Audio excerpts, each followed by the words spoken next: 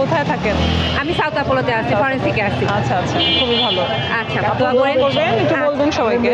আচ্ছা ঠিক আছে, ভালো থাকবেন। আসসালামু আলাইকুম।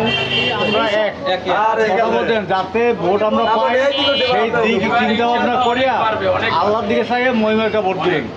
খেয়াল রাখবেন, আমরা একটা পরিবর্তনের জন্য লড়াই করছি, সংসদেও করতে চাই, সুযোগ চাই আপনাদের কাছে কাজ করার। ঠিক আছে ভাইয়া, এবার একটু দোয়া চাই, ভোট চাই।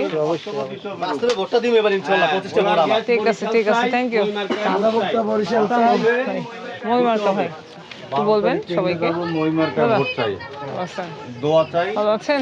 এবং যার আত্মীয় স্বজন যার যেখানে আছে বরিশাল শহরের মধ্যে তার যাতে মহিমাকে ভোটটা পায় সেই ব্যবস্থার দায় দাবি আপনাদের উপর রাখলাম।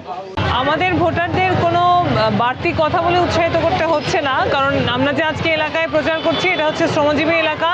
দোকান কর্মচারী ইউনিয়নের প্রেসিডেন্ট আছেন আমাদের সাথে। আমরা এই শ্রমিকদের দীর্ঘদিনের আন্দোলন সংগ্রামে তাদের যে কোনো অন্যায় ছাঁটাইয়ের বিরুদ্ধে, অত্যাচারের বিরুদ্ধে সবসময় তাদের পাশে ছিলাম, এবং সেই কারণে তারা জানে যে আমরা শ্রমিকের পক্ষের মানুষ, এবং সেই জন্য মানুষের একটা অকুণ্ঠ সমর্থন সেটা আমরা পাচ্ছি। এবং আমরা যে শ্রমিকের পক্ষে সামনেও থাকবো, নির্বাচিত হলেও থাকবো, না হলেও থাকবো, এই বিশ্বাস আমাদের প্রতি কর্মচারীদের আছে, এবং সেটাই আমাদের মূল এগিয়ে যাওয়ার আমরা মনে করি অনুপ্রেরণা।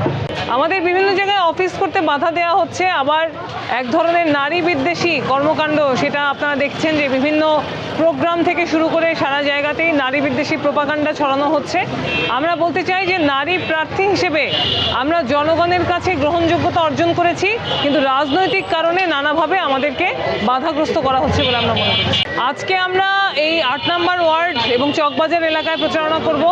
বিকাল থেকে আমরা কেন্দ্রীয় যে টিম, সেই টিমটা আমরা 26 নম্বর ওয়ার্ডে যাব, এবং তারপরে আমরা আবার 3 নম্বর ওয়ার্ডে আসবো।